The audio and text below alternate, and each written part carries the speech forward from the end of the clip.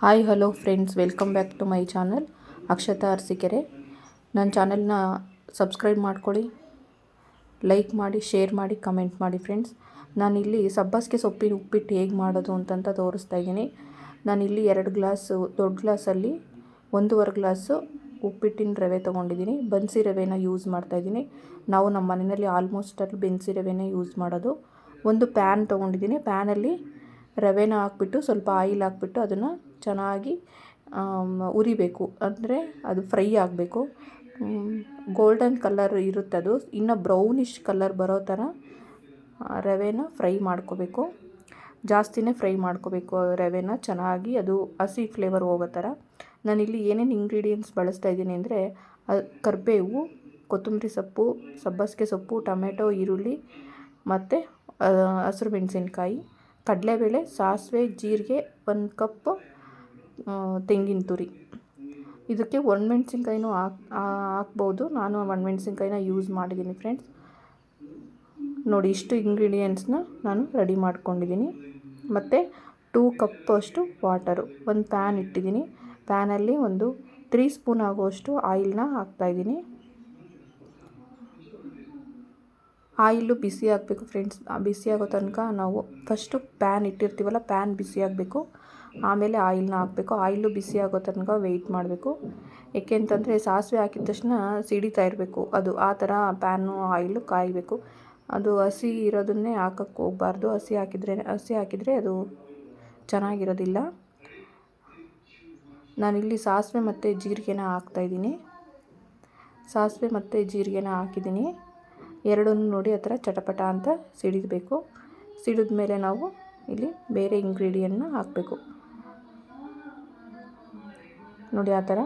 ನೋಡಿ, ಇಲ್ಲಿ ನಾನು 2 ಒಣಮೆಣ್ಸಿನ್ಕಾಯಿನ ಯೂಸ್ ಮಾಡ್ತಾಯಿದ್ದೀನಿ ಮತ್ತು ಕಡಲೆಬೇಳೆನ ಹಾಕ್ತಾಯಿದ್ದೀನಿ. ಕಡಲೆಬೇಳೆ ಮಧ್ಯೆ ಉಪ್ಪಿಟ್ಟಲ್ಲಿ ಮಧ್ಯೆ ಸಿಕ್ಕಿದರೆ ತುಂಬ ಚೆನ್ನಾಗಿರುತ್ತೆ.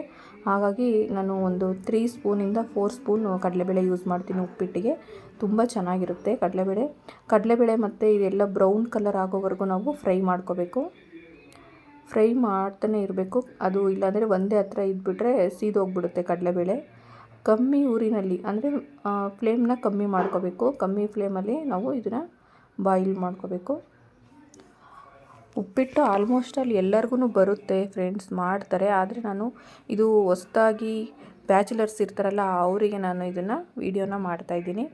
ಅವ್ರಿಗೆ ಗೊತ್ತಿರೋದಿಲ್ಲ. ಹಾಗಾಗಿ ಈಗ ಕರಿಬೇವನ್ನ ಹಾಕಬೇಕು. 1-2 ಎಸ್ಲು ಕರಿಬೇವು ತೊಗೊಂಡಿದ್ದೀನಿ ನಾನು. ಮತ್ತು ಹಸಿರು ಮೆಣಸಿನ್ಕಾಯಿನ ಹಾಕಬೇಕು. ಹಸಿರು ಮೆಣಸಿನ್ಕಾಯಿ ಹಾಕಿ ನಾವು ಅದನ್ನು ಮಿಕ್ಸ್ ಮಾಡಬೇಕು ಚೆನ್ನಾಗಿ. ಎಣ್ಣೆಯಲ್ಲಿ ಅದು ಆಯಿಲಲ್ಲಿ ಮಿಕ್ಸ್ ಆಗಬೇಕು. ಕರಿಬೇವು ಮತ್ತು ಹಸಿರು ಮೆಣಸಿನ್ಕಾಯಿ, ಒಣಮೆಣಸಿನ್ಕಾಯಿ ಎಲ್ಲದನ್ನು ಫ್ರೈ ಮಾಡ್ತಾನೆ ಇರಬೇಕು. ಈ ಥರ ಫ್ರೈ ಮಾಡಿದ ಮೇಲೆ ಆಮೇಲೆ ಆನಿಯನ್ನು, ನಾನಿಲ್ಲಿ 2 ಆನಿಯನ್ನ ಕಟ್ ಮಾಡಿ ಇಟ್ಕೊಂಡಿದ್ದೆ. 2 ಆನಿಯನ್ನು ಮತ್ತು 2 ಟೊಮೊಟೊನ ಹಾಕ್ತಾಯಿದ್ದೀನಿ. ಕೊತ್ತಂಬರಿ ಸೊಪ್ಪು ಮತ್ತು ಸಬ್ಬಸಿಗೆ ಸೊಪ್ಪನ್ನ ಹಂಗೆ ಇಟ್ಕೊತೀನಿ. ಇದು ಚೆನ್ನಾಗಿ ಬಾಯಿಲ್ ಆಗಬೇಕು. ಇವಾಗ ಆಯಿಲಲ್ಲಿ ಚೆನ್ನಾಗಿ ಮಿಕ್ಸ್ ಮಾಡಿದ ಮೇಲೆ ಎರಡೂ ಒಂದೇ ಸಮ ಪ್ರಮಾಣದಲ್ಲಿ ಮಿಕ್ಸ್ ಆದಮೇಲೆ ಆನಿಯನ್ನು ಮತ್ತು ಟೊಮೊಟೊ, ಮೆಣಸಿನ್ಕಾಯಿ ಎಲ್ಲ ಮಿಕ್ಸ್ ಆಗಬೇಕು. ಚೆನ್ನಾಗಿ ಮಿಕ್ಸ್ ಆದಮೇಲೆ ನಾವು ಅದಕ್ಕೆ ಸ್ವಲ್ಪ ಒಂದು ಸ್ಪೂನು ಉಪ್ಪನ್ನು ಆ್ಯಡ್ ಮಾಡ್ತೀನಿ. ಇವಾಗ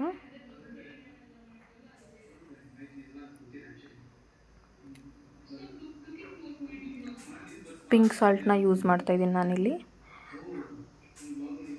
1.5 ಸ್ಪೂನ್ ಪಿಂಕ್ ಸಾಲ್ಟ್ನ ಯೂಸ್ ಮಾಡಿದ್ದೀನಿ, ಹಾಕಿದ್ದೀನಿ.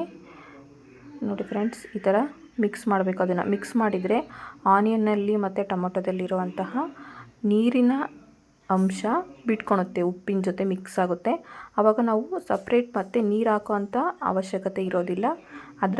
ಅದೇನೇ ಬಿಟ್ಕೊಂಡಿರುತ್ತೆ, ಬೇಯುತ್ತೆ. ಅದರಲ್ಲೇ ಅದು ಚೆನ್ನಾಗಿ ಫ್ರೈ ಆಗುತ್ತೆ, ಬೇಯುತ್ತೆ ಅದು ನೀಟಾಗಿ.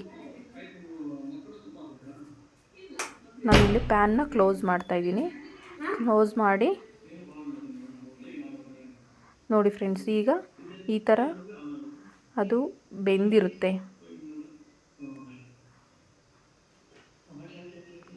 ಈ ಫ್ಲೇವರಿಗೆ ಬರಬೇಕದು. ನಾನಿಲ್ಲಿ ಒಂದು ಗ್ಲಾಸಲ್ಲಿ 3 ಗ್ಲಾಸ್ ವಾಟರ್ನ ಮಿಕ್ಸ್ ಮಾಡ್ತಾಯಿದ್ದೀನಿ.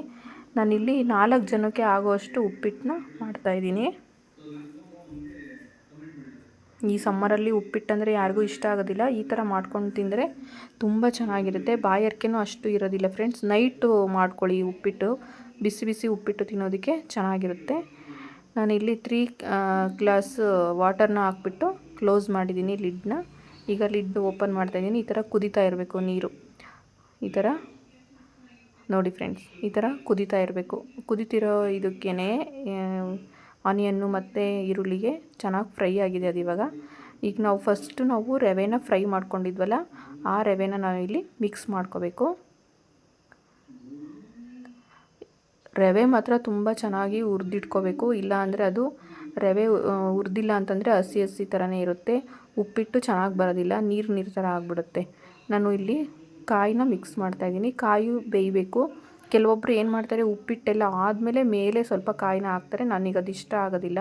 ಆ ಥರ ಮಾಡಿದರೆ ಕಾಯಿನೇ ಬಾಯಲ್ಲಿ ಸಿಗುತ್ತೆ ಅಂತ ನಾನು ಆ ಥರ ಮಾಡೋದಿಲ್ಲ. ಇದರೊಳಗಡೆ ಅದನ್ನು ಬೇಯಿಸ್ತೀನಿ. ಫ್ಲೇಮ್ನ ಕಮ್ಮಿ ಮಾಡ್ಕೊಳ್ಳಿ. ಈ ಥರ ಕುದೀತಾ ಇದ್ದರೆ ಕೈಗೆಲ್ಲ ಸಿಡಿದ್ಬಿಡುತ್ತೆ ಆಮೇಲೆ ಅದು.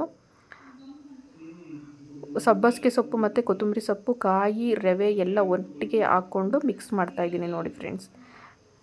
ವಾಟರ್ನ ನಾವು ಕರೆಕ್ಟಾಗಿ ಅಳತೆ ಮಾಡಿ ಹಾಕ್ಕೊಂಡ್ರೆ ನಮಗೆ ಉಪ್ಪಿಟ್ಟು ತುಂಬ ಚೆನ್ನಾಗಿ ಬರುತ್ತೆ. ಈ ಕಡೆ ತುಂಬ ತೆಳುನೂ ಆಗೋದಿಲ್ಲ, ಈ ಕಡೆ ತುಂಬ ಗಟ್ಟಿನೂ ಆಗೋದಿಲ್ಲ. ಒಂದೇ ಮೀಡಿಯಮ್ಮಲ್ಲಿ ಬರುತ್ತೆ. ನಿಮಗೆ ಏನಾದರೂ ಯಾವ ಥರ ಇದು ಬೇಕು ಅಂತಂದರೆ, ಅಳತೆ ಬೇಕು ಅಂತಂದರೆ ಕಮೆಂಟ್ ಮಾಡಿ ಫ್ರೆಂಡ್ಸ್. ನಾನು ಅದನ್ನು ನನ್ನ ಬಯೋದಲ್ಲಿ ಹಾಕ್ತೀನಿ. ಇನ್ಸ್ಟಾಗ್ರಾಮ್ ಐಡಿನೂ ಇದೆ, ಇನ್ಸ್ಟಾಗ್ರಾಮಲ್ಲೂ ನೋಡ್ಬೋದು. ಉಪ್ಪಿಟ್ಟಿಂದು ಹಾಕಿರ್ತೀನಿ. ಬೇಕಾದ್ರೆ ಇಂಗ್ರೀಡಿಯೆಂಟ್ಸ್ ಏನು ಬೇಕು ಅಂತಂತ ಕಮೆಂಟ್ ಮಾಡಿ ಫ್ರೆಂಡ್ಸ್. ನಾನು ಅದನ್ನು ಮೆಸೇಜ್ ಮಾಡ್ತೀನಿ, ಇಲ್ಲ ಇನ್ನೊಂದು ಬ್ಲಾಗಲ್ಲಿ ನಾನು ಅದನ್ನು ಹಾಕ್ತೀನಿ. ನೋಡಿ ಫ್ರೆಂಡ್ಸ್, ಈ ಥರ ಉಪ್ಪಿಟ್ಟು ಅದನ್ನು ಲಿಡ್ ಕ್ಲೋಸ್ ಮಾಡಿ ಬೆಂದ ಮೇಲೆ ಒಂದು 5 to 8 ಮಿನಿಟ್ಸ್ ಅಷ್ಟೇ ಉಪ್ಪಿಟ್ಟು ಆಗೋಗ್ಬಿಡುತ್ತೆ. ಅದನ್ನು ಲಿಡ್ ಕ್ಲೋಸ್ ಮಾಡಿದ ಮೇಲೆ ನೋಡಿ, ತೆಳ್ಳಗೂ ಆಗಿಲ್ಲ, ಗಟ್ಟಿಗೂ ಆಗಿಲ್ಲ, ಒಂದೇ ಸಮಕ್ಕಾಗಿದೆ, ಒಂದೇ ಮೀಡಿಯಮ್ ಸಮದಲ್ಲಿ ಬೆಂದಿದೆ ಉಪ್ಪಿಟ್ಟು. ಸಬ್ಬಸಿಗೆ ಸೊಪ್ಪಿನ ಉಪ್ಪಿಟ್ಟು ಈ ಥರ ಮಾಡೋದು ಫ್ರೆಂಡ್ಸ್. ನೋಡಿ, ಈ ಥರ ತುಂಬ ಟೇಸ್ಟಿಯಾಗಿರುತ್ತೆ, ತುಂಬ ಚೆನ್ನಾಗಿರುತ್ತೆ ತಿನ್ನೋದಕ್ಕೆ. ಮಕ್ಕಳಿಗಂತೂ ತುಂಬ ಇಷ್ಟ ಆಗುತ್ತೆ. ಬಿಸಿ ಬಿಸಿ ಇದ್ದಂಗೆ ನಾವು ಸರ್ವ್ ಮಾಡಿಬಿಡಬೇಕು. ತುಂಬ ಚೆನ್ನಾಗಿರುತ್ತೆ ಫ್ರೆಂಡ್ಸ್. ನಿಮಗೆ ಈ ಸಬ್ಬಸಿಗೆ ಸೊಪ್ಪಿನ ಉಪ್ಪಿಟ್ಟು ಇಷ್ಟ ಆಗಿದ್ದರೆ ಲೈಕ್ ಮಾಡಿ, ಕಮೆಂಟ್ ಮಾಡಿ, ಶೇರ್ ಮಾಡಿ, ಹಾಗೂ ನನ್ನ ಚಾನಲ್ನ ಸಬ್ಸ್ಕ್ರೈಬ್ ಮಾಡಿ ಸಪೋರ್ಟ್ ಮಾಡಿ friends. Thank you very much friends. ಹೀಗೆ ನನ್ನ ಚಾನಲ್ನ ನೋಡ್ತಾ ಇರಿ ಫ್ರೆಂಡ್ಸ್. ಸಪೋರ್ಟ್ ಮಾಡಿ ಹಾಗೂ ಸಬ್ಸ್ಕ್ರೈಬ್ ಮಾಡ್ಕೊಳ್ಳಿ. Thank you very much.